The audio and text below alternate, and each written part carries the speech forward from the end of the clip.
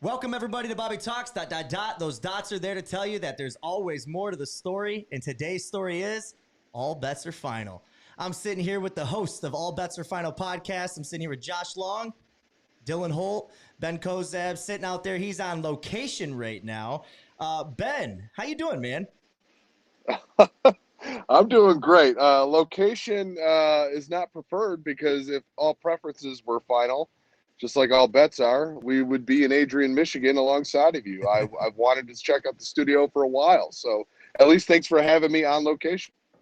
Hey, man, we have no idea at home if they're hearing you, not hearing you, if they're just staring at your pretty face. This is a absolute bit of nightmare as far as technology goes for me, but it could be a huge success too. Dylan Holt, how you doing, man? Great. On our podcast, we came out and said that we were going to show up on the show and ruin absolutely everything that you've worked so hard to build. Yeah, mission accomplished, guys. Yeah, I think we've done that. So mission accomplished, like you said, we're good. And we'll hit record there. Might have to throw that one back up there. Josh Long, how you doing, man? Hey, I'm doing really good. We're good. We really appreciate you having us on here. Hey, man, this is something that when I started the show, the whole idea for this was like interesting people doing interesting things, right? I'm born and raised Adrian, Michigan. Most of us are or have been around the area. Ben, I don't know too much about your upbringing. Where were you? Are you born and raised in Adrian, Michigan? What's your story? No, I grew up in East Detroit. It's now the fun name of East Point. They changed it years ago because they wanted to lose the Detroit aspect to be attractive to new businesses. Okay. I don't know if that makes any sense. It seems like all the best businesses in town are still carrying the East Detroit moniker. So we'll roll with that. But I grew up here, found myself to Siena Heights University somehow. Don't know, I remember the story, but it's not worth the podcast time. And Adrian became a second home, and I was out there for a long time. I met Josh. Subsequently, I met you and Mr. Holt, and life has been great. Now I reside in Palm Beach, Florida, but I'm looking at the cloudy skies of Detroit, Michigan at the moment. So Ben moved away from the 313. Did you ever get to claim the 313? No, we were the 810. So that like rap line in 8 Mile where he's like, we're back in the 810 now. It's like, oh. Well, like I said, so we were on the other side of the line. The whole reason for this was just to kind of like we're pursuing some, and I think it's fun. We finally found a way to do things that you don't have to be, in Hollywood, California, or in #1 city in the world, New York. Like we're finding a way to do it from our hometowns of Adrian, Michigan, and enjoy the hell out of this thing. So, Josh, Dylan, Ben, I know you probably have a drink of choice there. We're going to keep things in tradition here for the All Bets Are Final podcast. I know you guys always do like a drink of the show. So we'll start with Dylan. What you drinking? Where's it from, man? Listeners of our show will know that I am fond of Michigan brews. Almost exclusively is what I go for is Michigan brews. And this is a returner for me. It's Ice Cream Man. It's a kettle sour ale from Royal Oak Brewing Company. I'm sorry, Roke Brewing Company out of Royal Oak, Michigan. I used to live there. That's nice, man. Oh, wow, ritzy area. Yeah, I know. Oh, fancy bitch. Josh, That's the one drinking, place man? that my wife wants to move back to if we ever come back to Michigan. Well, I think you need to. Yeah, that needs to happen. Former home of Robert Gifford and Matthew Stafford, so I don't see how you could go wrong, Ben. That's right. One of I them is going to definitely be a can't move Hall of there. Fame quarterback. The other one isn't. But You don't think Matthew Stafford's going to make the Hall of Fame? yeah, I don't know if he will or won't. Josh, what are you drinking, man? So last week on our episode, we Ben introduced the Brink.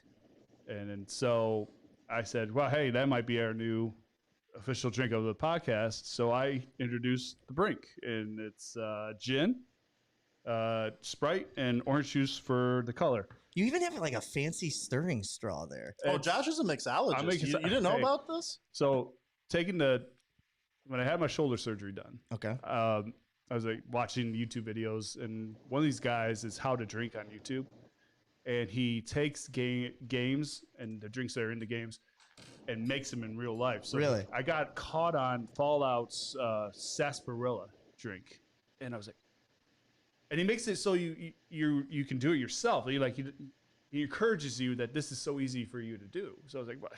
I got nothing else to do. barely wipe my own ass with my right arm. So might as well take up this. So I got myself a shaker. There's $30 on Amazon, like a whole kit, and started making it. So I guess I'm the pod mixologist. I like it. Absolutely. I like it. Ben, what are you drinking down there or up there? Right now? So the benefit of being in Michigan is I can dabble in some of the stuff that Dylan likes too. I've got a milkshake stout from Rochester Mills Brewery. Happens to even be my favorite Michigan brewery drink of choice. They also make an amazing red. So we're going classy tonight in my parents' Red Lobster glass.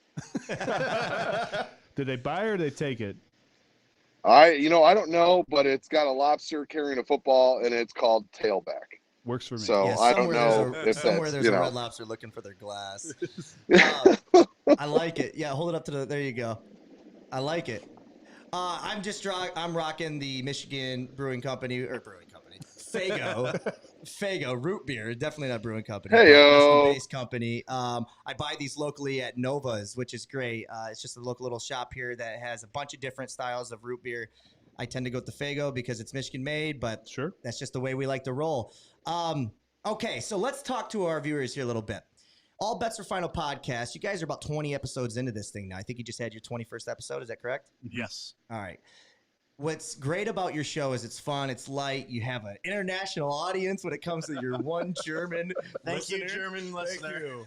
I hope I can get and use some of your fame and cross over to the German community there. We're going to touch on some things on this show. I know you guys are a little more light. I like to talk about the subjects at hand right now.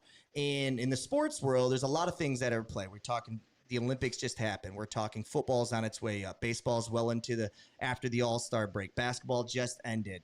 Transgender athletes, and this is where we'll go here soon. But we'll also touch on the Likeliness bill that was or legislation that was just passed in California, where if you're an athlete out there now, they can use your Likeliness and you can get paid for it. A lot of things to touch on. I just kind of wanted to get some thoughts on those big topics, if we can, so to speak, because you guys are running a sports show. I know it says unsolicited advice and you guys give the tagline. All Bets Are Final. We give unsolicited sports advice and unsolicited sports opinions and unqualified betting advice. That's right. That's right. We don't know our own show. No. Dude, I'm almost 30 episodes in. Actually, you guys are number 30. You are number 30 today. Oh, hey. This is going to be fun. All right. Fantastic. Dylan and I were doing some research today. And Ben, I don't know if you were privy to what we're going to talk about on today's show, but I'd like to start with the Olympics and some of the transgender kind of topics issues that are taking place in the Olympics. But let's start there. And then I kind of want to see how we can trickle it down to the high school area, right? So I want your initial thoughts before you go deep into the research, okay? Josh, we're going to start with you. What's your initial thoughts on just transgender athletes in the Olympics? All right.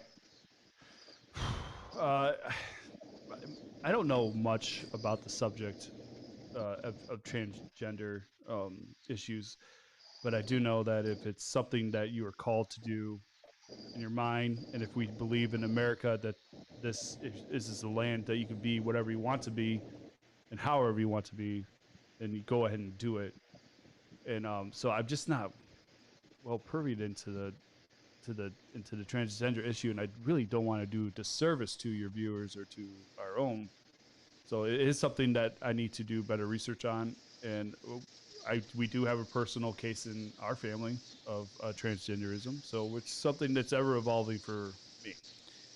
So if we were to look at some of the, I guess the issues at hand, right? If you were to look at it just from the top surface, let's say we take an example of biological male. Okay. Mm-hmm. And then not talking gender, just talking sex, right? Biological male means born male, and transitioning now to a female. Now, that would be transitioning from the biological sex to the female gender. Mm-hmm. Okay? they still have advantages.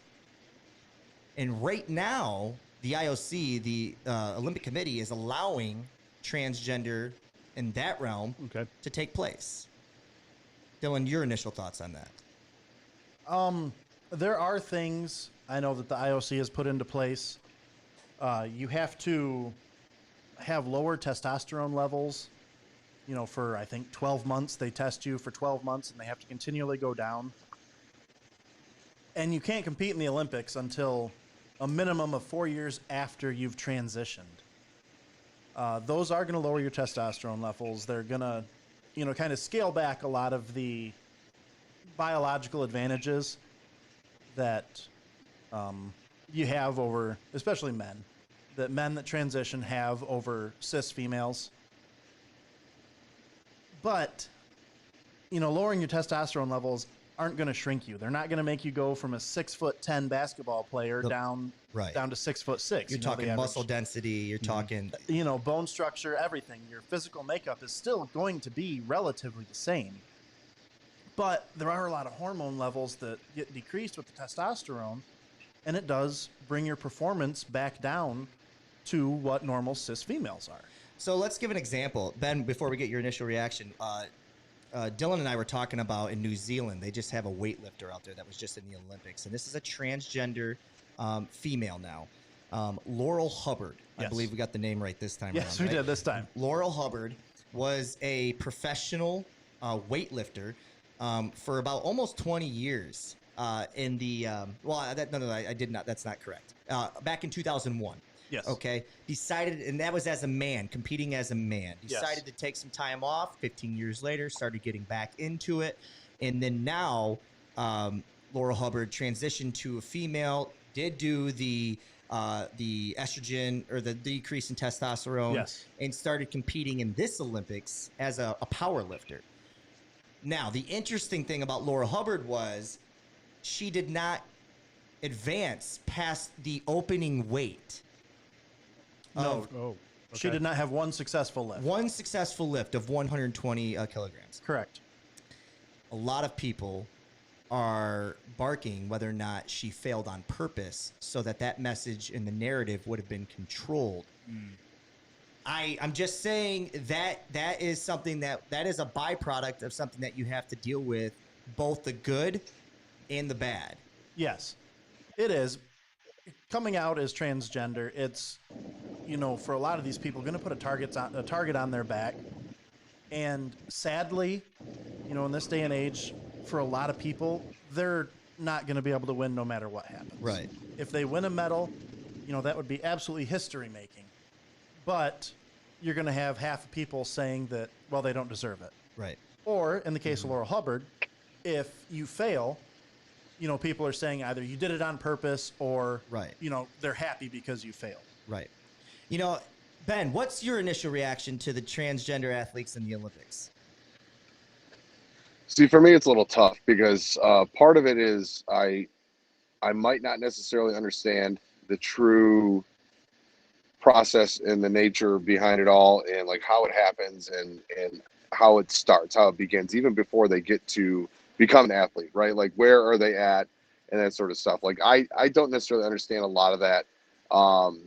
And not an understanding because I choose not to. It's just it's not, I've got friends, that have and gone through process and stuff like that, but I just I can't empathize, I guess, because I've never been in that scenario. Now with the Olympics and things of that nature, it's kind of goofy because we're in the introductory phase. Like, this is probably the first time we're really seeing it, or at least it's been in this public attention, because the whole athlete, opportunity has really been in the limelight the past few years. And there's been plenty of debate out there of what's what, and this is it. And like Dylan said, it's almost like you're damned if you do, damned if you don't. Like, you win, we hate you. You lose, we hate you. Like, what do you do? That, and for somebody who's already going through so much, to kind of put that spin on them, to me, is a little unfair. But at the same time, when it comes to athletics, listen, like, let's break it down. There are female non-transgendered female athletes that are more efficient and better in their sport than male athletes, and vice versa, obviously. And, you know, you could talk genetic makeup and all that stuff like that. But if you could shoot a 3-pointer, I don't care if you're 6'5", you know what I mean? If you can shoot a 3-point shot all day, that's great. I can't. So who am I to judge, right? So, so in that sense, like, it's going to be an evolution and it's going to be a bumpy road.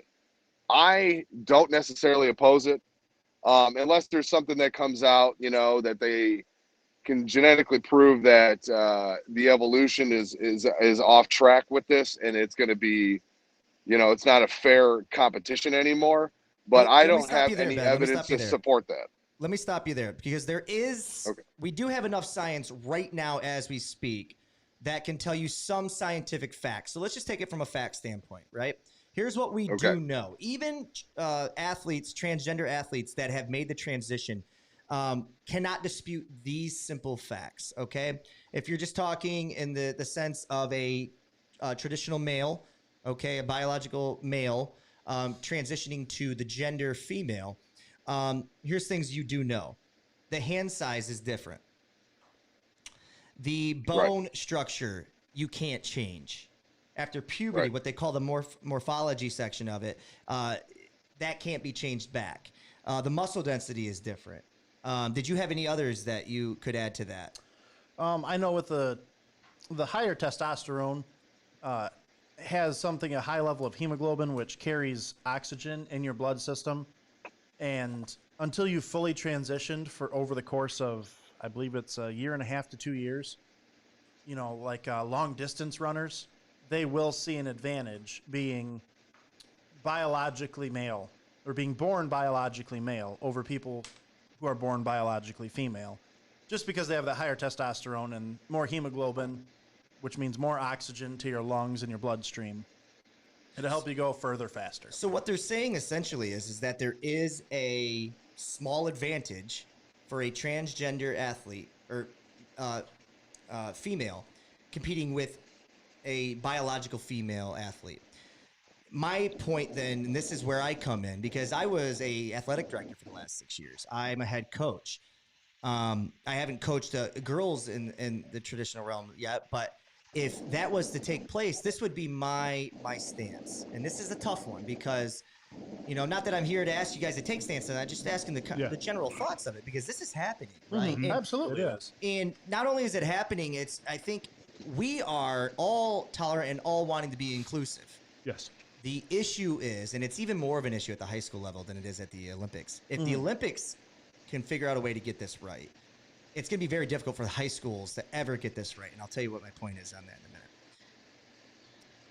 If I'm a transgender female athlete, I have to have some semblance of humility in the sense of it's almost narcissism to think that it's okay to compete with female athletes. And why? Because of all the reasons we just said. Since we know they do have a small advantage when they make that transition over, it's not fair for these females. You hear that? Yeah. What was that? It was like the cicadas. Yeah, it's weird. Like, do you have like an animal attacking you, Ben? Hold on a second. Well, here, let me mute my mic. Let me go look, because I don't want to interrupt the show. All right, you go and let ahead. me go We're figure gonna it keep out. But rolling. are you talking about that high pitched like squeal? Yeah. It's way off in the distance. And here's We a don't shout hear out it to anymore. Apple. We don't hear it These anymore. AirPods are picking that up, so that's great. Anyways, I could still hear it though. I don't hear it anymore. So No.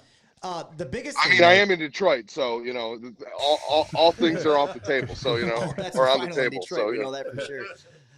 But the point being is that you kind of have this unfair advantage that we acknowledge exists. So then how can we, since we know it exists, how can we consciously say it's okay for them to compete in that realm? What you hope happens is they can organize it enough ahead of time so that transgender athletes are competing against transgender athletes. The problem with that is there's not enough of the transgender athletes, let's say on water polo, to formulate a country to compete against another country, right? Yeah.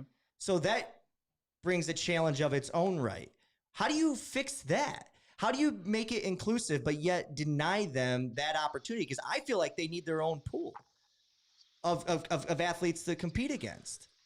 That's interesting because I remember when you were at Waldron, the Waldron football team went to 7-on-7? Yeah. And because you guys didn't have enough players. Mm-hmm. So maybe you start small like that. Just have They went to smaller- 8-man football. 8-man football? Okay. Right. Start small like that until it continues to grow, and then maybe eventually it does. You're right. So- But what do you do with the current transgender athletes? Like Laurel Hubbard is fine because she is competing in an individual sport. But when you're a current transgender soccer goalie or boxing, but soccer goalie or water polo or anything of that nature, that's a team concept, and you don't have enough players around, how do you tackle that situation? I think we look at right now Team Canada, soccer. They just won the gold in the Olympics, and it featured a transgender athlete. They go by Quinn. I believe they use they, them pronouns. Okay. And they go by Quinn. Canada won the gold, but just because Quinn was a transgender athlete, born male, they didn't dominate the field. They had 0 goals, 0 assists. I'm not saying that they were inconsequential in Canada's win. Right. But they didn't dominate the entire field just because they were born male. It's, if you're in a team sport, I think we all three know this. We all three participated in team sports. If you have one standout athlete, we'll say, who was born male and is transitioning to female, it still doesn't guarantee a win. It still doesn't mean they're going to dominate the competition. No, it doesn't mean dominate. But let me ask you this. If you break it down just by roles, right? So Quinn? Yes, Quinn. Quinn is defending Jill. Mm-hmm. Quinn, maybe Quinn didn't score, but maybe Jill didn't score either, where maybe Jill does score traditionally or statistically or whatever, and Quinn was able to shut that. I'm just saying, if we acknowledge that there is a small advantage. Mm-hmm. Because of how they were born. Right. Okay. How can we... Josh is defending me in basketball. Right. I would say, we're not standing up right now on camera. I am all of 5'10". Josh, how tall are you? 6'2". Okay. Josh is born with a pretty big advantage over me. You deal with it. Right. I deal with it. I find ways around it. Yes. However, if in the male gender, female gender, if you just take female gender versus male gender, all right, there's a reasons that we don't have a lot of mixed sports as it is. Correct. Right? Because there is an advantage. There's a biological advantage that does take place. Right. So now if you cross that over, yes, you can decrease the amount of hormones there over a span of time. But like we talked about with the bone density or the muscle density, the bone structure, and all those slight advantages that stay there, now it's not necessarily apples to apples, it's apples to oranges because of that. It can be if you're still talking about bone structure. Josh, how tall is your wife? She's 5'11". My wife is 5'0". Right. Right there. That's 11 inches difference right now. Right. Between, again, the same sex. What does it matter if now, it's a if different sex? Josh, hear me here. Okay. If Josh makes a transition Yes. to become a transgender athlete and is now guarding your wife, then he has 14 inches instead of 11. It is what it is. it's not what it is. I though. will make this point. There are men out there too. No. Of course. If I go up against Candace Parker, Right. she's going to have a large advantage on me. Then Dylan, and I want Ben to chime in here. Then Dylan, why don't we do that now? Why don't we just mix sports now? Doesn't that just make it a moot point? We can. Michelle Wee tried it when she was 13. She went out for the PGA. If they would have held individual her off. sport, talking more team oriented here. Go ahead, Josh. Who was the Little League World Don't Series? Don't they do mixed doubles in tennis? They do. Okay. And I would tell you right now, Venus and Serena, when they go up against a lot of the guys, and sometimes they do these crossover matches for charity and stuff like that, those girls can show up and play. Any of you have daughters? I do. Dylan, I how old are do. your daughters, buddy? My daughter is 10 years old. Okay. Does she like sports? She loves sports. Would you be okay with another 10-year-old, or let's just go a little deeper to where sports get a little bit more meaningful with because of the Probably time high you put school. into it. High school, right? Your daughter has fought her butt off to make a basketball team. You've seen the progress from your freshman year to senior year, and a student on the male side decided that they were going to transition over. It takes your daughter's starting spot that she worked so hard for. Would you just let that go? Would that be okay? I'm just trying to. I'm not trying to pick on you, Dylan. You have girls. I love this open discussion. I I'm gonna be just honest. feel like these are the things that it's politically correct to answer the way we are. But because it's just like anything, what we want, especially at the Olympic level, we want fair competition as best as we can. Bring all your skill set, bring all your work ethic to the table, but we want fair competition. Now, whether we stack the deck slightly or more, it's still a stacked deck in a sense. And we're saying we should still continue to play at that? My daughter is 10 years old. Okay. She plays travel hockey Okay. on a boys' team. Right. But My daughter has gone up in her hockey career 4 years now. She has gone up against maybe 12 other girls in the teams that she's played. right. And my daughter's on the first line. She earns those spots. If someone transitioned over and took her starting spot, I would tell her that should motivate her. That person right there would be someone to look up to because they have the courage to come out. You know, I was going to wait to get into this, but statistically speaking, only like 30% of kids right now try out for athletics. Right. Which is a conversation in its own right. Transgender kids are 1/6 as likely to try out for athletics. Sure. Absolutely. It's the humiliation that they feel that they're going to get. Right. Because they will be ridiculed. They will be made fun of. But I also think it's the lack of preparation on the adult side now. And it's not necessarily lack. It's just it's new. We're faced with it now. Right. That we have to organize it so that those numbers increase because we want those numbers to increase. Right. Ben, do you want to say something here? I feel like we've been neglecting you here because I want to come back to stats with Dylan here. And then we'll move on to the next subject. I feel like the Olympics is an unfair comparison because, like discussed, there's 4 years of transitioning that has to take place and testing levels and all that stuff like that. So I think by that point, that's already probably a mute, and that might be the best example that we have to go with to make it as fair as it possibly could. However, you don't have 4 years at the high school level, right? And this is probably the most impressionable time that you have with these kids. So it's hard to say one way or the other is best. From a parent, yes, obviously you can look on and say that might be unfair. What parent doesn't say anything is unfair about their kids' sports, whether it's the ref, the coach, the travel, the BS, all that stuff. There's always some lady in a minivan complaining about it. Kid hits because youth my sports, Ben. Yeah. those were my parents. You know, I wasn't the best hockey player when I was playing, and that was roller hockey. That wasn't even anything significant, right? So, like, you know, I played on a team for a whole year and barely saw any time. And we went 19-1 in the regular season and lost in the championship match, or the best of 3 or best of 5 series or whatever, because we played line 1 the entire game and they were exhausted. We got outworked, like, because we had bad coaching. So, like, I get it. However, you know, statistics aside, I'll let you guys dig into that stuff because you're probably more knowledgeable on it than me. If I am a coach, from a coaching perspective, and you're trying to build the culture of inclusion, build around team sports and things of that nature, it's attractive as an opportunity for me as a coach to integrate that, not because we can win, but because this is what the kids deserve, right? It's for the kids. Now, the political, parenting, administration side of things, I can definitely see where the heat is.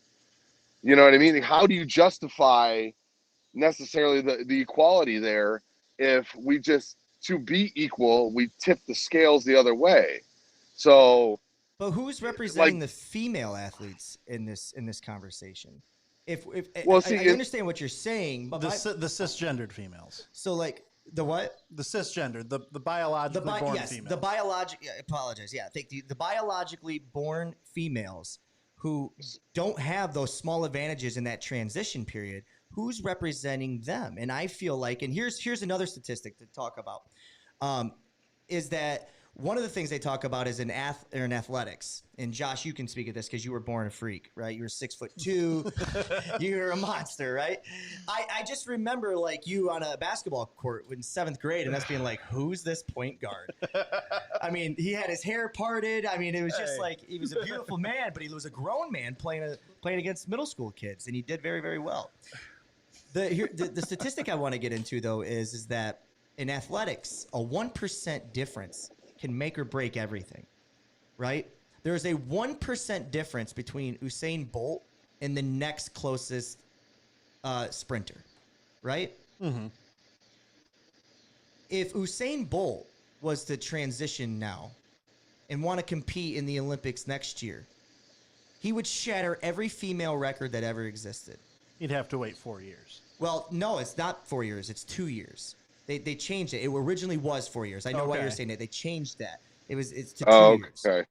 But the statistics I wanted to show you is that you go back to that 1% though, and where things tend to change with youth sports is when boys start hitting puberty. Yes. So I would be curious, and I hope that whatever path that your daughter wants to take, she's able to do so. And if it ends up that she, dominates all the boys, I would love that. That'd be great. Yeah, I would too. But what's happening is they say statistically, females, biologically born females and biologically born males, up until about the age of 11 or 12, are about the same. Yeah, there's no discernible difference until puberty. And then puberty hits. Yes. And then that's when the difference comes in. So I'd be curious. I'd be curious how your daughter makes the transition. I root for her. I really do. There is actually in our local hockey team, the Lenawee United, there is a female who is actually an alternate captain on that team. Really? Yes. Interesting. And she plays on an all-men's team, an all-boys team. She was varsity last year, and I believe if she didn't graduate, I know she'll be varsity again this year, possibly fighting for the captaincy. Another interesting thing to go off of what he just said, guys, is that because that's an outlier. It is an outlier. That is not. I will give you that. It is an outlier. That's absolutely. an outlier. To see how much testosterone is in her system. Not because but just on the spectrum of testosterone, some female-born athletes, yes, right, have I'm that. the sprinter from South Africa years ago. She was punished for having high testosterone levels, even though she was born a female. That was a big uproar that she was allowed to compete with the females. She was born female. Oscar Pistorius, if you remember him, he was originally shut down. We're talking Blade Runner. If you guys remember him, I believe he was South Africa too, Ben. Yes, he was. Ben, you know who he is? Yes. Shot his girlfriend. Killed her through a bathroom. Yes. Yep. That's the one. Yeah. That's the one. But the Olympics, he would not allow him to compete in the irregular Olympics because it gave him a 25%. That's a misspeak. There was something where he had 25% less fatigue. Yes. Because he didn't have his lower limbs. Because the energy transfer from the blades. Energy transfer. Thank you so much. He ended up fighting that because then they talked about the turns in the 400 meter and how that gave him such a disadvantage. So his net gain overall was not. Yes. So they allowed it. But his gain on the straightaways was so much more that he lost that original challenge. I just think it's interesting to talk about. But go ahead. Real quick, I just wanted to talk about one of the leaders in this movement right now is Joanna Harper. She's a PhD researcher out of, I have it here, Loughborough University. Okay. She was one of the top male distance runners in the country of Canada. She transitioned 9 years ago. While making her transition, she noticed that while she was going through the hormone therapy, she tracked her times and they consistently went down. After a year, she was running 12% slower than when she was dominating. when she was male. Gotcha. So she started a research group among trans runners. And the trans females, dropped an average out of 8 females after 1 year, dropped an average of 11%. In 1 year. In 1 year. Does it plateau? It does. Do you know the difference between the top elite male and female distance runners in times? In that sport? Yes. Is what, like 0.05? Oh, it's around, actually, the total times and everything. Oh, you're talking the actual time. Yes, it's around 11%. Yeah. So after she transitioned, she went from being one of the top male runners in the country to one of the top female runners. So that's where the question really is, where we all kind of probably will stop, is how much more advanced can the hormone technology and hormone statistics that we get, we just got to get further down the road there. I wanted to spend a lot more time on like high schools and how they're always the last to be able to change all these things. For everything. And it's going to continue to be that way, and I don't know how to make that better, but we'll do that for another day. One of the questions I had was, how much do testosterone levels play a part in biological strength or strength in general? Yes, strength and endurance are closely related. Yeah. So, but we'll transition. We'll get Josh involved here on a subject that he knows a lot about. And we'll transition, really? Yeah. Sorry.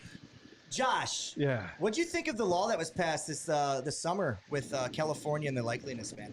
I Are you agree. for this? You're all for this. I'm all for this. I mean, I think if you're going to limit a certain college student, if we're going to call them student athletes, they're a student first, right? So if you're going to start limiting to that, they can't make money on their image and likeness.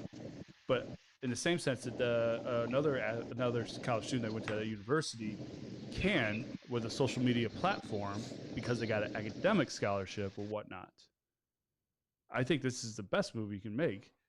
And I know there's some issues where people think it's going to ruin college sports. I really don't think it is. You don't see any path how that could happen. I mean, I just don't. I don't think it.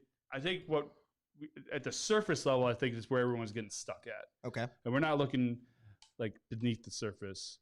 Let's just start with the way you started the conversation. You said you talked about student athletes, right? Doesn't the term student imply that they are that first? Mm-hmm.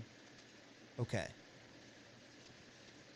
Are we going to open this then to other realms if they can make money themselves? So it's not just athletics, correct? So if I'm a medical marvel, right, and I can somehow use my likeliness to make money, that's acceptable. Is that correct? Mm-hmm. Yeah, absolutely. You're on board with that? Mm-hmm. Okay. Because sometimes people get stuck up on just the athletic side of things too. No. Wait a minute. Ben, go ahead. I need to jump in there. Can you explain to me, what do you mean by medical marvel? This is a student who is a medical marvel? Yes. Let's just say for whatever reason they pick up on concepts really quickly during, whatever it'd be, an internship or whatever. But if they're still under the status of student at whatever institution, would they be able to position themselves to make money, whether it be a commercial, whether it be sponsorship, whether it be whatever. Not fundraisers, not that, but whatever way they can use it. I would have to argue that would be null and void, because until they're licensed in the medical field, their opinions are irrelevant. But if they wanted to somehow be in a commercial of Subway because they got a podcast, I don't know. I'm just saying, if they're to do it outside of support.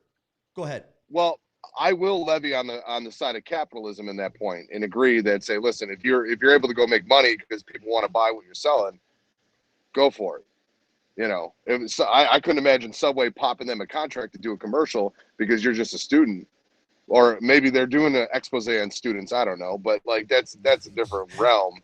Let's just say that there's a pathway for them to do it. If it's possible for them to do it, you're okay with. If it's possible, listen, you can go make money. Go make money. Like, people are doing crazier things for cash these days than they ever been. There's some fancy websites and apps you can download, and for $25 a month, you can see them in their underwear. Life is great. Thank you for subscribing to my OnlyFans page, Ben. I forgot to tell you that You're off welcome. camera, but I really appreciate it. Dylan, did you want to plug that right now? I had to be the one. I had to be the one. You would think there's only one. I'm going to tell you. Not after this episode. Let me kind of play devil's advocate for a second, okay? I have fought against this for a long time, only in the sense of like the purity that is college football or college sports, right? Now, you can argue with me a long time ago that the purity of that went away a long time ago because it's a business. Can't deny you, they make millions of dollars off these kids. Now, what I want them to do is just call it what it is. Get the student out of there altogether. Just call it right away. Call it a minor league system for the next sport. Let's just talk college football. Oh, it's absolutely what it is. It's absolutely what it is. So call it a minor league system for that and get the student portion of it out of there altogether. Because what I don't like, if you look at the NFL, why is all my stuff going away? There we go. If you look at the NFL, mission accomplished. Jeez, Pete's man. If you look at the NFL in its early stages, coach gets paid more than the players. Coach has more influence. Therefore, the players don't act a fool. Coach has power of the team. You guys like that model? No. Okay. No. Let's just follow me, entertain me here for a Absolutely. I'd love to. second. You don't like that model. Josh, what about you? Repeat it. What was it? In the early adoption of the NFL, coach got paid more than the players, had the power. Players don't act a fool. There's no really act up on it. Do you like that model? Not so much. You don't get a lot of Terrell Owens, showing up people in the end zone because the coach is going to go ham on his ass if that's the case, right? Hey, it was entertainment, man. Entertainment is the word we're looking for. Ben, do you like that model? I do like that model. You do like that model. And I he do. Pounces. Just so you know, it's natural for me to be the opposition on this podcast and be the heel. Oh, you're the heel. I thought Dylan was the heel. Is this a switch? The last couple of weeks, we had kind of like a double turn. So Okay. I was the face. I made a heel turn. Apparently, I'm being taken over again. So I would advocate that 18, 19, 20-year-old kid coming into college still needs direction in life. Me, when I was 32, still needed direction in life. Okay, don't get me wrong. I like the NIL. I like them being able to profit off their likeness and their name. I am absolutely here to watch the world burn when you give an 18-year-old quarterback $825,000. I am here for that chaos. I am absolutely not. There's already too much chaos as it is. This is where the power of the school, and I think, I don't know if you were getting to there, Robert, and if you are, I will shut up. Well, let me continue down, right? Because I haven't. You even continue, really and then I'll jump. I'm just playing devil's advocate for the second, right? So we can get some context on this show. If in the next case, if you go down to the schools, where in this case the coach has all the power at the college level, okay, paid more than all those players, sometimes paid more than NFL players, right? I mean, you got Jim Harbaugh who's getting paid $9 million there, right? Producing nothing. That's a side topic for another show, but anyways, Yes. $9 million. Okay, there's not one player getting paid at this moment because it's not passed in Michigan. However, you start that change, whether it's $2,000 you can gather or $10,000, doesn't matter. Once it's in place, the number will change over time. Can we all agree on that? Absolutely. Okay. To a point where we eventually get to the first $1 million college athlete, maybe 20 years down the road, but it will be here. It will be Alabama's quarterback next year. He's already got $825,000. Yeah. Well, it's just coming, right? Yes. There's nothing you can do about it. How does that then change the dynamic of college football and everything that you love about college football? The specialness, the purity, the fan interaction. It will all, in my opinion, and this is my take, I'm not saying they shouldn't get paid, but you've got a twofold problem. One, are you going to pay every player on the team? Because maybe third string right guard, nobody gives a shit about, right? And he's not moving the needle for anybody. But are we going to do like a Title IX type thing where it's everybody gets paid? Or are we doing just that individual likeliness, which is what they probably should do? Nobody cares about that third string right guard, then he doesn't get paid. But then the quarterback, who's getting paid $825,000 is somehow supposed to be at the same level and treated with the same respect as the third string right guard in day-to-day practices at 18, 19, and 20 years old. How does a coach control that environment, and why would you want that to be the new college football? Can I ask you a question? Because I know go you ahead. are a coach, and I don't want to call you out or anything. Go ahead. You have a quarterback that you could possibly go D1, D2. Sure. He's lighting it up out there. Right. He's got influence and Yes. leverage and all Yes. that. It already exists. He's also got a friend who's your second string right guard, might see 4 or 5 plays a game. Do you treat him the same in practice? You do. You do. You do. I do. But Okay. I coach basketball. But yeah, I get your point. You're right. It's even worse. One player makes you money, wins you games. Yes, you know, but not you, but but at the high school level. Oh, okay. I understand at the high school level. It's different. But that's another thing, because if you look at high school sports across the country in Texas, well, that's the barely high high school sports. but it still is. So Yes. my point is that you have to draw a line somewhere. Josh, what's your thoughts on a college football player making more than, let's take mid conferences where maybe it's possible that a college football player make more than the head coach of a team, right? What's your thoughts on that? Is that something that you think can be sustainable? And is it going to, what will it do to the college football product of the amateurism to it? So I don't know if I'm missing something from the conversation, but I was, when the NIL thing passed, colleges were not going to be involved in paying the players, correct? Yeah, I think he's just in general saying that the player could make more off of endorsements than the coach is getting paid by the college. Okay. So in a smaller school like maybe Toledo or Central, Go fire up chips. Fire up chips. I went to Bowling Green, so I can't say that. Let's go Falcons. Oh, gross. Hey, I mean, your best intellectual property is you. Right. If you can make money off of yourself, how much are they making off of you? True fact. So, I mean, I think this is where I think that this is good. It's not, and they can't use the college in their endorsements. They can't use their property. You can't They use your can't- name. You can't have Yeah. a jersey. Can't You can't have the jersey. jersey of the So name. it's Right. all on you. Right. If you could do that, it just inspires creativity and capitalism and setting yourself up for a future that maybe, hey, I'm doing really good this year. I'm a junior looking to go to the NFL. Senior year, I bust my leg out, lose everything, And you got money. but I got money. Good Bryce Love. You got money. Great quarterback out of Stanford. Got hurt in the bowl game. Yep. Was going to be a second round draft pick in his career. I think it provides a good way to provide some comfort. And you all right down Financial. there? Are you moving, Yeah, Ben? he is. It was getting It got dark outside. Scary Can't things see me happen anymore. in the So dark. Ben, let me bring you back in on the conversation then. If this is all going to take place, I'm just posing the question.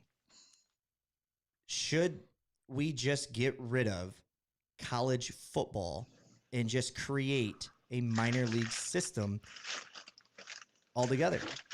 Because I think it's going to cause problems. And I don't think it's going to cause. Let me just clarify. I don't think it's going to cause problems where it's going to go away. I just.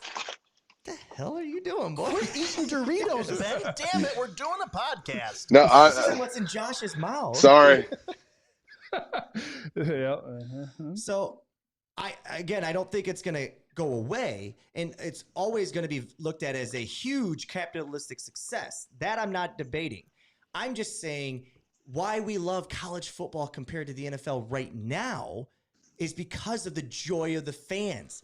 That doesn't exist as much when you look at the college basketball. I hear it all the time. College basketball compared to the NBA doesn't exist. They're all prima donnas. They're all divas. They're all this, right? And college basketball is about the joy of the game. It ain't going to be that way when Joe Schmo is on ESPN because he got into an argument or he's whatever, and that was Blair. I mean, don't get me wrong. It happens now. But there's still leverage by the coaches in the school now. I think there's still probably leverage. I'm sure we're so early into this that we don't know. There's leverage how this is going to unfold. But when you start questioning, like he was talking about, well, this player, it goes back to the Stevie Garcia quitting football that year. Yeah. In the middle of practice. In the middle of practice, and they brought him back the next day, and they claimed that if Daryl Barnes did the same thing, they would have treated him the same way. And we all said bullshit. Yeah. I don't want to talk about Stevie Garcia, and I don't want to talk about Daryl Barnes. But I do want to talk about the skill set level and how we treat people differently based on that. And that rears its ugly head already. Now imagine if that person's worth X amount of money for your thing. I think if you have a good culture in your college locker room, that stays in place no matter what happens between if the quarterback's getting $1 million and your 4-string practice squad left guard / punter is getting $50. I think if you have the culture in place, now, in places where the cultures had issues before, it's just going to exacerbate the problem. That's a great point. Ben, are you still there? I can't even see you, bud. Can you hear me? I can hear you. Let's just get. I don't know why my camera died out, but anyway, so like everything, evolution will happen, right? So in my mind, the way I feel about it is it's going to be an initial positive into the league because you're going to start seeing players at the Alabamas and pretty much every SEC school and Ohio State start getting paid on endorsements and stuff until the local contributors to the boosters at University of Michigan can find sponsors for their players and things of that nature. And all of a sudden kids are making money. There's going to be an initial positive, but then there will be that turn, that divaism that will come out and this quarterback's a $3 million quarterback. You can't treat him like that in practice and things of that nature. But then the coaching, I feel, will go through an evolution to where they'll have to coexist kind of like it does in professional football. We already have the issue right now with the one and done rule in the NBA or in the NCAA and how they treat and how coaches look at how they're going to approach them in recruiting. Imagine if a kid knows out of high school that he's worth X amount of money before he's ever even signed. Are you going to tell Nick Saban to fuck off?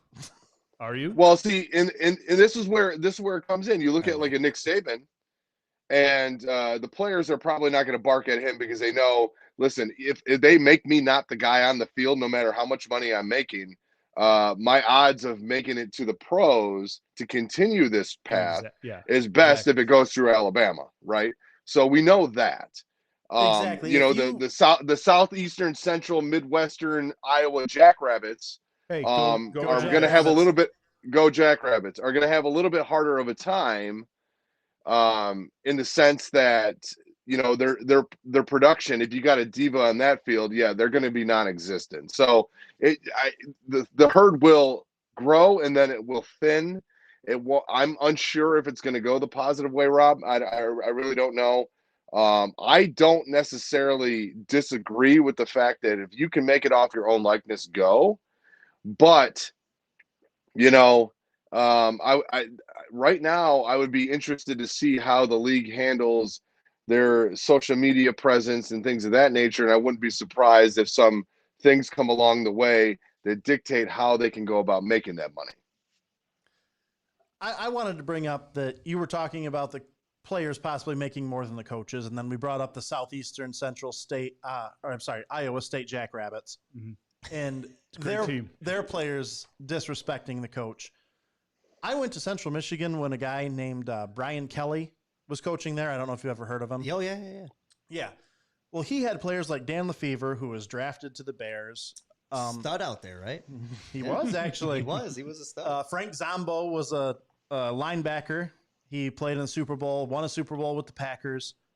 Antonio Brown was on that team. They had players that would have made money and possibly would have made more money than Brian Kelly. But Brian Kelly used those players pretty much as a stepping stone. He went from Central to Cincinnati. Right. And then from Cincinnati to a little school called Notre Dame, pronounced something like that. I don't know. I think it's a private school. Yeah, it's like the Disney movie you're talking about, right? Yeah, something like that. Yeah, the Hunchbacks. Fighting Hunchbacks. Yeah. No, he went on to coach for the Notre Dame. Fighting Hunchbacks. And now he God is damn it. making, some of the top money in the country as the head coach there. These coaches use these players as stepping stones. And before, they were just getting pushed down in the muck. Does it matter, or does it make a difference that the coach he's already done his time, college, he's done the whole thing, he was the student, and now he is the professional? Or because we're saying pay these kids, which ultimately in the Olympics they can't get paid because that makes them what? Professionals. So there's no longer an amateur status here anymore, right? If they're allowed to get paid for it. Didn't Rory McIlroy also compete in the Olympics? I'm just saying. Okay. Didn't Serena Williams compete in the Olympics? But the Olympics couldn't pay them. So, Right. they're the best athletes in the world in their country at their sport, Right. but they weren't getting paid at that moment for that. Another league, maybe. To, just like well, Luka you know, Doncic and things of quote that unquote nature. on the books. Yeah, You Kevin know, they're Durant getting was paid an by Olympic their grand old. athlete. I can imagine that good old USA and how they promote the Olympics is somehow funneling, undisclosed funds to the bank account somehow. But that's Maybe, here and nor we there. could have that discussion any day because there's no way of That's a knowing. whole different thing. Right. There's no way Right. of knowing. I'm just saying at the top surface level, Which is how, but that's how college existed before, because we all know that Shaq didn't get rich in Orlando; he got rich in college, everybody knows that. right? Reggie Bush made his everybody money in knows that. L.A., not in New Orleans. Right. So, and we also know that wardrobes, not just scholarships, vehicles, parents' houses, things of that nature have been on and off books of some sort over the Right. years amongst universities and colleges. And Ben, now it's being brought to the forefront. So I just fear for the amateur, the joy of the game, right? Because Yes. as much as the NFL is the number one product in the world, right? If you were to ask me what's more of a fun watch, any NFL game or any big NFL game versus a big time 8:00 Saturday night, primetime college football game, I'm going to give you the primetime Saturday night game. That's my personal preference, maybe. Maybe it's not yours, but I just think there's so much joy in the crowd, right? Here's the flip side. That's what I was going to bring up was the crowd. In the NFL, you have these corporations that are paying thousands of dollars for season tickets. Yep. They give away to, great investors or great customers of theirs who may or may not show up to the game. And even if they do, they don't give a damn. Right. With half the time they're not even there. Floor seats at the NBA games, they haven't showed up. If they do, they show up for a quarter or two and they're gone. Exactly. With these big NCAA games, you get people who are invested. Yeah. You get the student section, which is raucous, rowdy. It's an amazing Drinking place all to be. Day, just absolutely. Yeah. It's an amazing place to be. And then if you're not in the student section, you're rooting your ass off for one of those teams on that field because it's a college game. It just has a completely different atmosphere. Do you think we'll lose that? I don't think we'll lose that feel. Absolutely not. You don't? No. I do. Ben, I'll give you the last take on that. We'll move on to the next one. What do you think? You know what? I think the crowd will change and the effect will change. But I think it will, over time, work itself out because I think teams will get tired of dealing with the $1 million quarterback who does not amount to anything in the NFL, and they will do best. Correction, and then it will kind of settle back down. Yes, but that could be like a 5-year, 10-year, 20-year. That I can't speculate on, but I would hope that it happens in a shorter period. Okay. Well, gentlemen, I got to tell you, so right now our YouTube, we're still live, and normally this is where I would cut off the YouTube and say we're going on to the Spotify, but we're just going to keep rolling here. I don't know if you guys got another 10, 15, 20 minutes with you, but I wanted to talk about All Bets Are Final. I wanted to talk about your show. I want to talk about why we're doing the show in the first place. Just kind of talk to me a little bit about why you decide that for one day a week, every week, you're going to sit down with each other, share some stories, give unsolicited and unqualified advice and opinions on sports. Those two words are gold. Yeah, and they sum up everything about us. Yeah, but it's great, though, because there's so much of that going along, and there's so many people that take themselves so serious in this world. It's fun to see that you guys, have a little fun with it, with your opinions. Dylan, tell me why you love doing All Bets Are Final so much, or why you decided to do it. Just tell me a little bit about how it got going. Honestly, during the pandemic, I know I do struggle with some mental health issues, anxiety, depression. I've struggled with that for longer than has been diagnosed. And during the pandemic, I was around my family, so I had that support system, which was absolutely amazing. But I'm a social guy, and I missed a lot of stuff. I got a random text from my best friend. Josh and I were, we always call each other brothers from other mothers. I got a text that said, "Hey, do you know anything about NHL or baseball?" NHL, do you know this guy? Yeah, I'm like, yeah, I know quite a bit about hockey, and I absolutely love baseball. And he said, "Hey, I really want to do a podcast, man.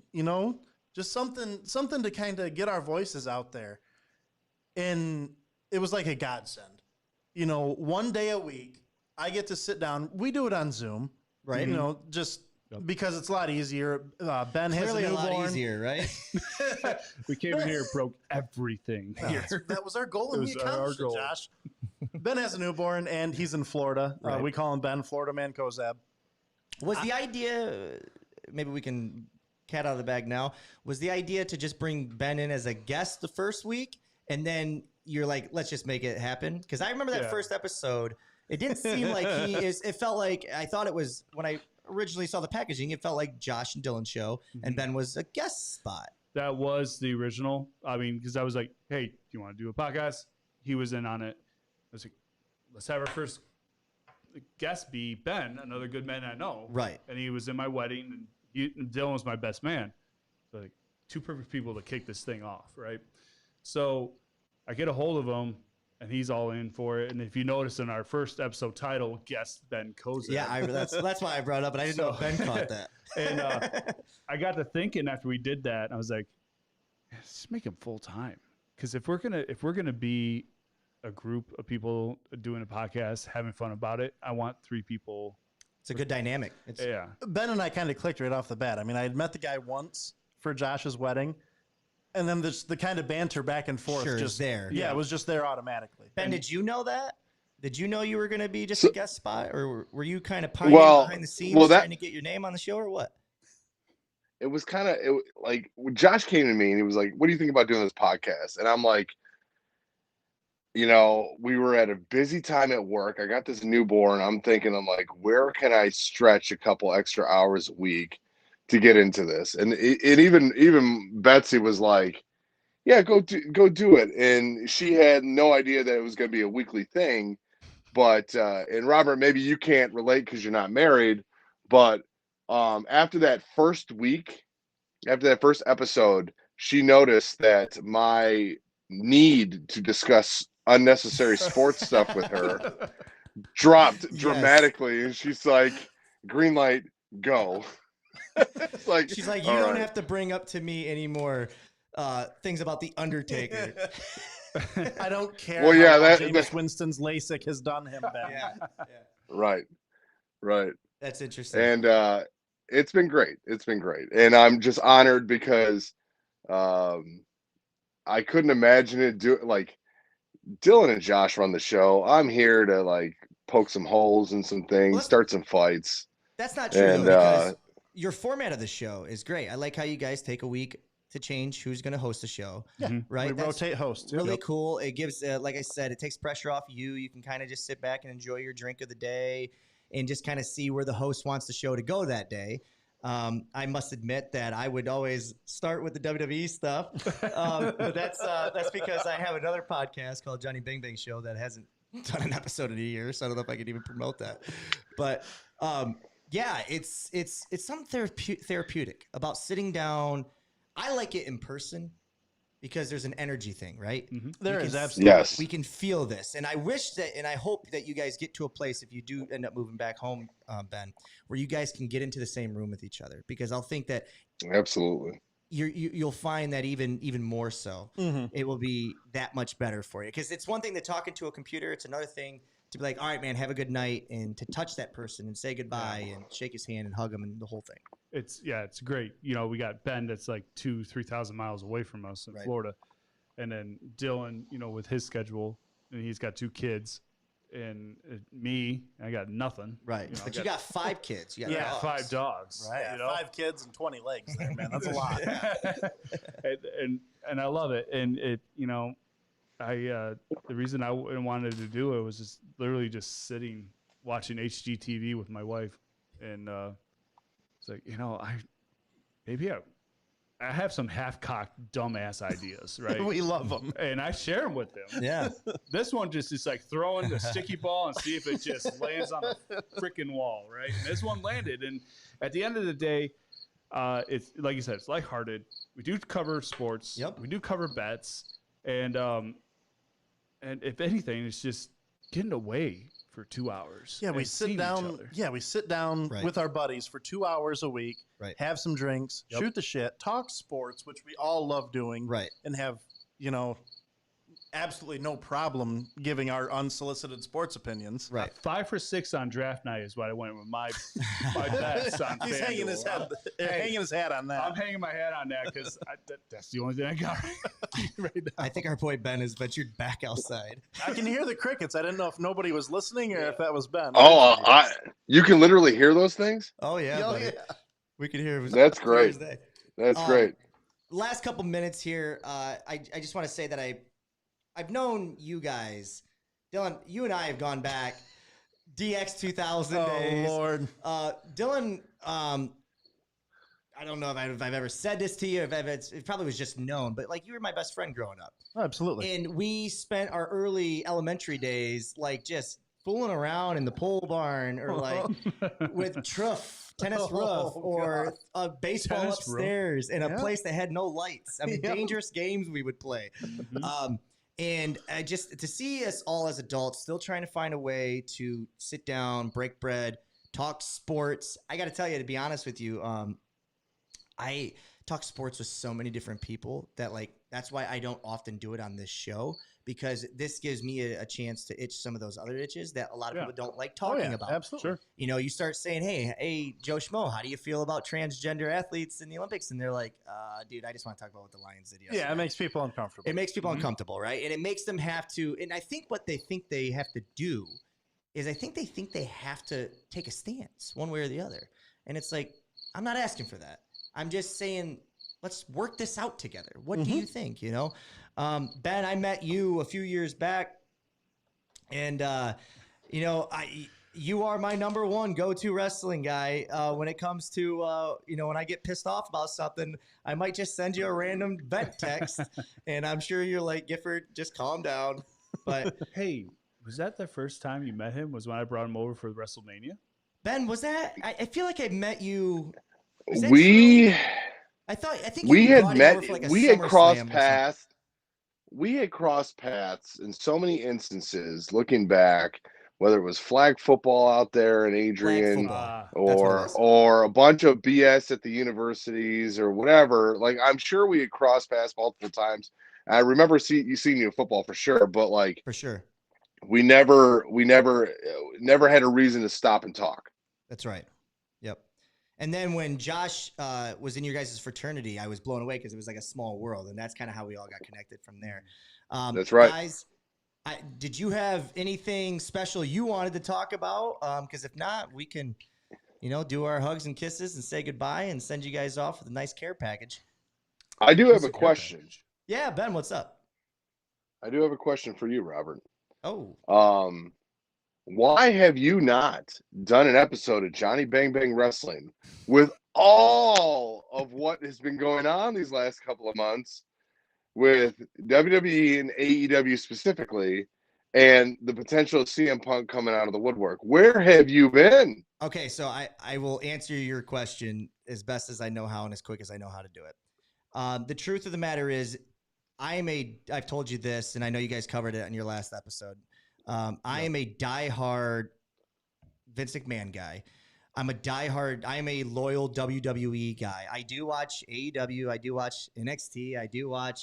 I watch them all because I love professional wrestling. And it's kind of like I watch all the Ohio State games because I want to see them lose. Right. And I hate to say that, but like when I'm also a realist. So like I'll watch AEW to watch them lose. But then when they have a win, I admit that it's a win. Mm-hmm. And that's very hard for me to do because they do lose quite a bit. It's like a lot of the characters I think are stupid. A lot of them are. And a lot of the ones that are working are the old WWE guys that they just didn't book right in WWE. John Moxley's doing well. Chris Jericho, I would argue, is probably the best he's ever been, but he's also very hard to watch wrestle anymore because he's way overweight. But that's his character. That's the whole thing. To answer your question, Raw has been so unwatchable. And WWE has been so inconsistently when it comes to watching the product that I fast forward through so much of that DVR. Really? Because it's so hard to watch that I don't feel like I'm coming on the show, Ben, and would be doing justice as a host because I'm not watching the entire segments. Oh, I think this is where it gets good, though. And I'm going to stop you right there, Robert. You think? And that is why you need to do these episodes, because you're heated and you're passionate about the fact that WWE is not where it should be right now. They're not performing to your expectations, and I want to know why. I want to know what you fast forward through that DVR episode, because I guarantee you, I probably fast forward through the same segment. And you can't see this right now, but this is hitting. It is. This Like- is rocking his world right now. This is landing. like- Keep going, bud. Yeah. I know that you are a Vince McMahon guy, and a lot of decisions lately have been questionable. And you've even in text messages to me have questioned your Vince McMahon loyalty of late. And I want to know, the listeners want to know, the wrestling world needs to know what Johnny Bang Bang has to say about Bray fucking Wyatt. Do you want me to tease like a show? Like, should I just say, okay, you've been passionate Listen, so we much need that to have an you want me episode. to give an We answer need to right have an now? episode. Do it in Because Okay. I will buy your Johnny Bang Bang likeness, and I will take over if you don't. Well, how about this, Ben? Carve out another hour once a week, and you and I can host that show together. Let's get to work on that. I think we can make that happen. We'll do a weekly or a monthly where we can go a little longer, and that way, because I know you're a busy man. I know the family and everything. It doesn't have to be consistent, but like I will find a way to get you on the show. We need Johnny Bang Bang going again, because that's what I'm missing. Dylan, every time We lost Ben. Do we lost him? I'm sorry, I cut his feed because he was calling me out for something, and I said that is enough. I hope Ben. Did we I get was you going to say back? my phone shut off. I was like, Oh, there you what go, there happened? you go. Can you hear me? Yeah, we can hear you now. Yeah. I was like, what happened? And my phone just went black. I'm like, those dicks. Your phone is not the only thing that went black. I've lost every camera. Oh yeah, So right now, I've people that are hit the listening camera to button us like are 18. Only getting audio. I'll tell you what. Let's wrap this up because it's been a technological nightmare for me Yeah. today. But that's how we get better, right, guys? That's how we get better. That's right. That's All right. bets are final. When can they catch your show? Where can they catch the show? Josh? So we do record on Tuesday nights, Okay. and then it's usually uploaded on Wednesdays or Thursdays Okay. on Buzzsprout. We do have a Facebook page. And Spotify. We're also And on Apple Spotify, Podcasts. Apple Podcasts, everywhere we get podcasts, we are. Yeah, you need to, and all bets are final. Okay, all Yep. bets are final. And yeah, so I mean, we're just doing this and we're having fun with it. Facebook page, all Facebook bets are page. final at gmail.com. If you want to shoot us an email, tell us how stupid we are, tell us how much money we cost They you do- on FanDuel. They'll do a segment on the emails portion of it. So Absolutely. And we're still waiting for that first email. Okay, Ben, we plugged it like 8 times in one episode, maybe even more. We're still. And if you think you like this episode, please go back to All Bets Are Final Podcast at gmail.com. Let us know how we did, and go to our Facebook page and give us a like. I love how Josh is looking into a camera that's not. I don't know what I'm looking at. So we went off the rails here. Hey, check them out once a week. They'll have a show, Spotify, Buzzsprout, Apple Podcast. Check them out Wednesday, Thursday. They'll be uploading that. 160 likes right now on Facebook and climbing, and they haven't been up on there that long. Very happy that you guys are on the show today. we Ben, can't thank you enough. Ben, thank you for taking time out of your day. I know this was you're on vacation, so it wasn't that easy of a thing to do. Appreciate you being on the show, buddy. To be honest, I need a vacation from the vacation, but it's more of an honor being a part of it. Yeah, vacation can be work at the end of the day. Dylan, thanks for being on the show. Josh, thanks for being on the show. You Thank guys, you. I'll give you the last Thank word. you. Go ahead. No, thanks for having us here. Really appreciate it. Love you, brother. We've known each other for quite a while, so appreciate it. Yeah, we fought not in the trenches on the football field, but we fought together on the football field. On the same side for sure. Yeah, and I you did us a solid favor, and you got a hold of us, and you said, "Hey, come on," and we can't thank you enough for it, and we really appreciate it. All right, y'all. I said I'd give him the last word, but I lied. Bobby Talks, subscribe. We'll see you guys on the other side. Peace.